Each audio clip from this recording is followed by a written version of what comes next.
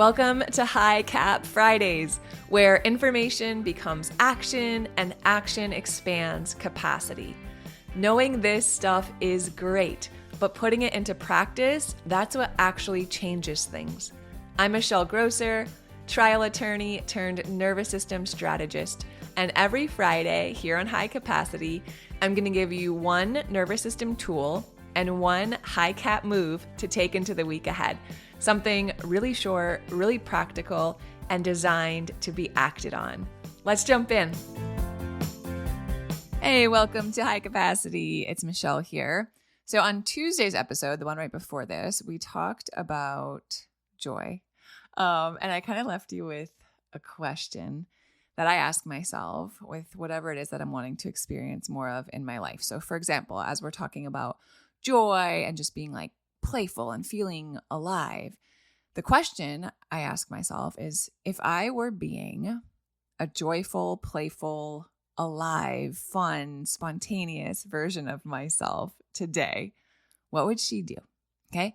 What would I do? What would I say yes to? What would I lean into? What my reactions or responses be? What would my facial expressions look like, right? What kinds of things would I reach for? What kinds of things would I say no to? And if you sat with that question from the last episode and noticed that there's something kind of just, it feels like it's just kind of blocking you, like there's a resistance there before you could even answer the question. Maybe it feels uncomfortable. Maybe you feel like there's way too much for you to do to think about being joyful. Maybe it just feels complicated, or it might even feel like another performance, right? You're like, I don't want to fake it. Like I'm over this. That might be true. And I also think it's worth exploring how our capacity patterns impact how we get to experience joy and playfulness. Okay.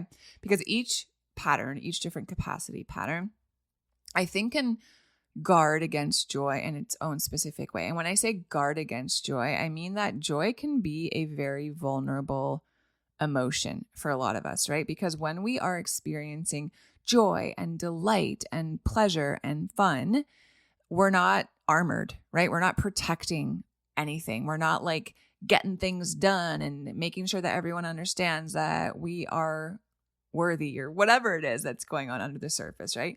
So I think sometimes our nervous system, this is all subconscious, can feel a little resistance when it comes to joy and playfulness because that doesn't feel like the safest option in the moment. So what I thought might be helpful is I just want to really briefly go through each of the 5 capacity patterns and how they might be blocking your joy. And then once we have that awareness, I want to give you an edge depending on what your capacity pattern is. And that edge is really just a stretch. Okay. So that's your high cap move of the week. It's like, how can we start to stretch and interrupt this pattern and rewire our brain and our nervous system so that joy just comes a little more easy. Okay.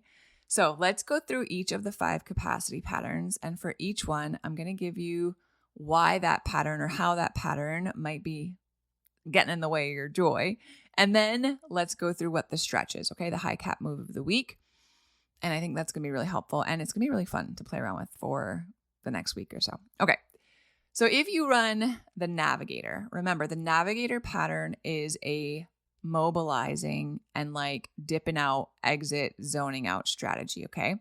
I guess let me backtrack for a second. If you have not yet taken the capacity pattern quiz and you're like, what is this chick talking about? There's a link in the bottom of this episode in the show notes. It's a free quiz. It'll take you like 2 or 3 minutes.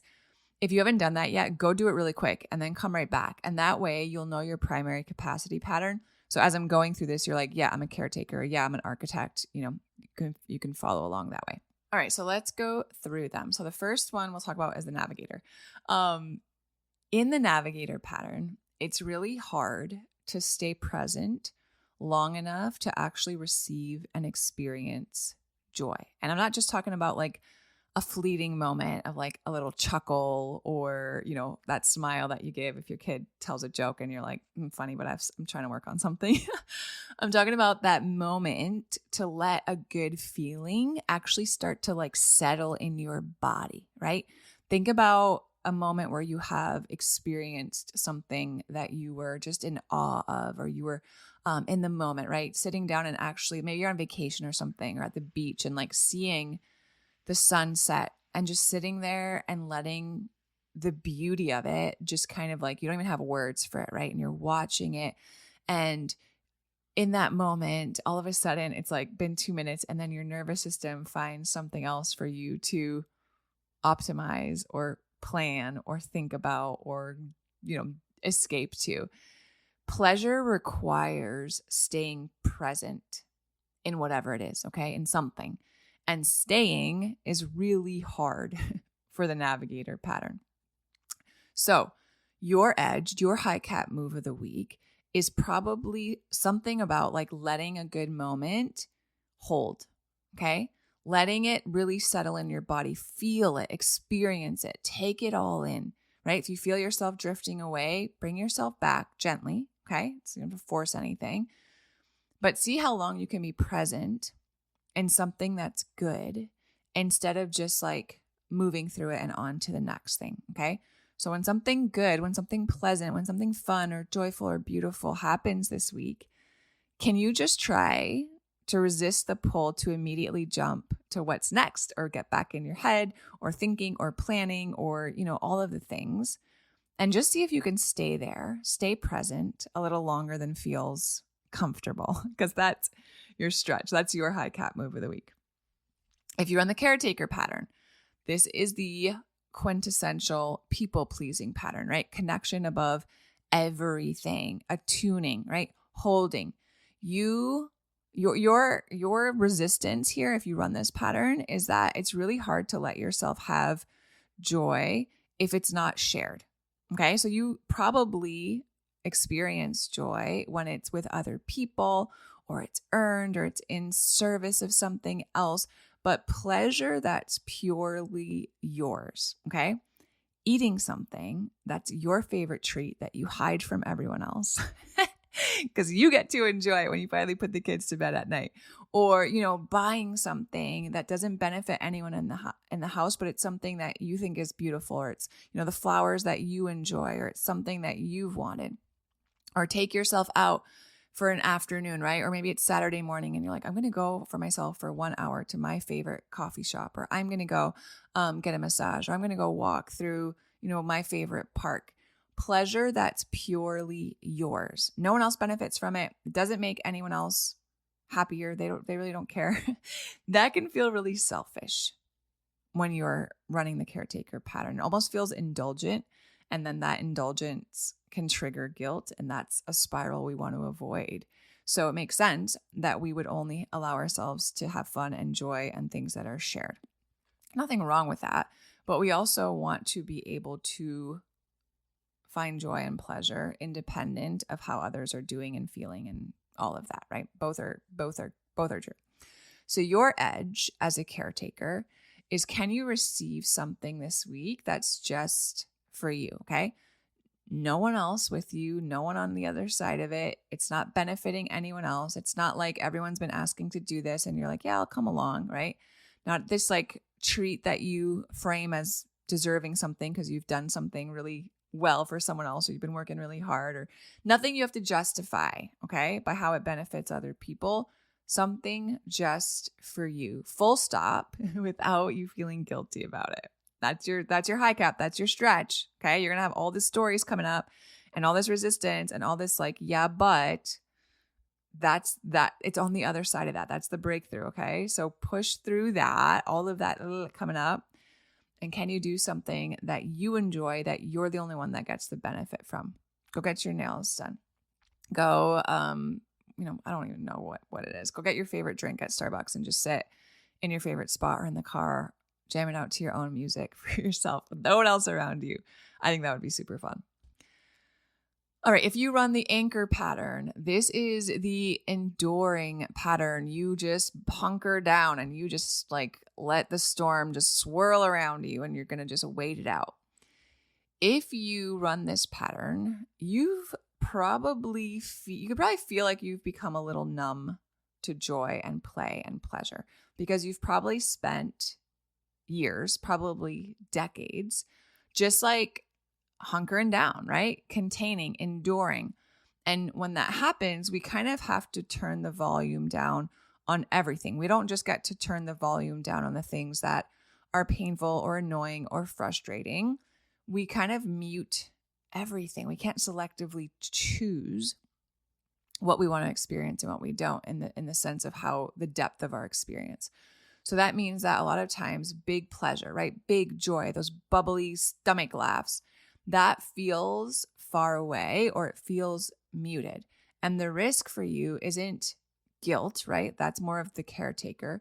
But the risk for the anchor capacity pattern is just this kind of like flatness. It's like, nothing really moves me to that anymore, right? Nothing like bad moves me much and nothing good moves me much. I'm just kind of going through the motions. So if you run the anchor pattern or that resonates with you, your high cap move of the week, your stretch is you're going to practice turning that volume back up, even just a little bit.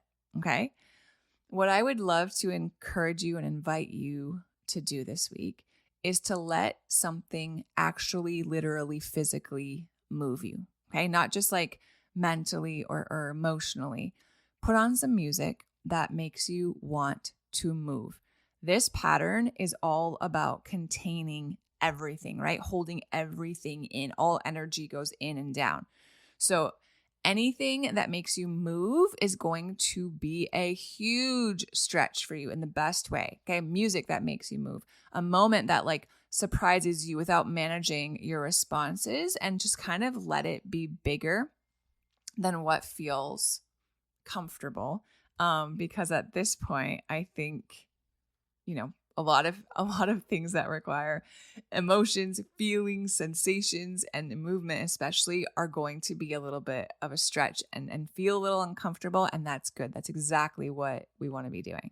Okay. And then the next one is the warrior. So if you tend to run the warrior capacity pattern, this is the pattern about drive and being the leader and control. And the resistance to play and joy for the warrior is probably that you feel like it's really hard to stop, one, I think, producing long enough to receive, because even your fun starts to become output, right? You've like optimized the vacation and, I got my PR on the trail today, or I, planned this perfectly executed party, and pleasure without performance feels pointless. Okay. It almost feels like a wasted effort. The other thing, and this kind of comes back to where we started, I think especially for the warrior of all of the patterns is the most likely to avoid vulnerability, right? The warrior is armored up. The warrior is using humor and, her strength and her independence and all of these things as armor, right? That's protection. So to let some of that down, to be playful or silly or experience joy, that feels really vulnerable, especially for a warrior. So your edge for the week, your high cap move is, can you find moments to experience joy for the sake of joy with people that feel safe? Okay. Joy with no goal, joy with no, like you're not measuring anything. There's no race. You don't have to be the best. You don't have to be the smartest. You don't have to be any of that. You're just going to like find something that's fun with absolutely nothing to prove. Okay. And if you catch yourself trying to control and critique and optimize it, that's your warrior pattern popping up. And just notice it, right? And then come back and remind yourself like, no, I'm doing this on purpose. I'm rewiring. It's okay for me to experience these things. Nothing bad's going to happen. I can play and have fun and be joyful and let it be, not productive in the way that I tend to think about being productive. Because I think it's actually super productive. But it doesn't get the things done that we are often rewarded for or acknowledged for, at large. And then finally, the architect. This is the pattern of structure and order and perfectionism And, if you need structure and you need things to be right, that's just going to kill so much spontaneity. It's going to kill a lot of those like just joyful little moments that are kind of silly and messy because, those kinds of things are just squashed with order and structure and rules. Play is unpredictable. Play is a little messy, and messiness is like exactly what the architect works so hard to avoid and protect against, because for whatever reason that feels chaotic and unsafe. So if you run the architect pattern, your high cat move this week is to do something, let something happen, right? Even let someone else plan something, or let it just be unplanned. Let it be imperfect, right? Maybe you've had like some arts and crafts supplies that you've hidden away because you're like, oh, I don't want to take that out. It makes such a mess. Take it out this weekend, right? Bring it outside if you have to. Throw your kids in the tub if you have to. Like, choose something because it's going to be a good time, and try not to let the order and structure and planning and perfectionism get in the way of it, okay? There's no optimal version of this. There's no right way to do it. I want you to just pick something or jump in, join in on something, and let yourself do it a little bit messy, a little bit, imperfectly. And that's going to be so uncomfortable. But again, that discomfort, guys, it's a good thing. We're welcoming that, okay? That's where we are growing capacity. So identify your pattern. If you're like, I know my primary and I think I know what my secondary pattern is, awesome. You can do more than one of these, right? Whatever felt truer, you can even go with that. And then just deliberately practice your edge this week. It doesn't have to become a new habit, right? It doesn't have to be like something you plan out or have to go get a bunch of stuff to do. Can you just like once in the next 7 days, catch yourself if you're, an anchor where you're just feeling kind of blah, and move your body, put some music on and have a kitchen dance party while you're making dinner a couple times this week, right? If you're the navigator and notice something fun going on, but you're not able to be present in it, bring yourself back to that, right? That's your stretch. Can I sit in joy and pleasure? So let that moment hold a little longer. Let yourself receive something, my caretakers, that's just for you, right? Let yourself move to something that's expansive, even if it's a little uncomfortable, because it will be, right? All growth is a little bit uncomfortable. Can you do something without measuring it and without it checking anything off your to-do list, right? Choosing something messy, unplanned for my architects. And then notice what comes up, right? That discomfort that shows up, that's the old pattern. That's the old patterning. That's the old wiring. And we are working slowly, consistently, gently to rewire that.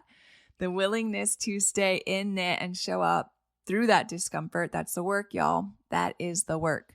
Okay. So good.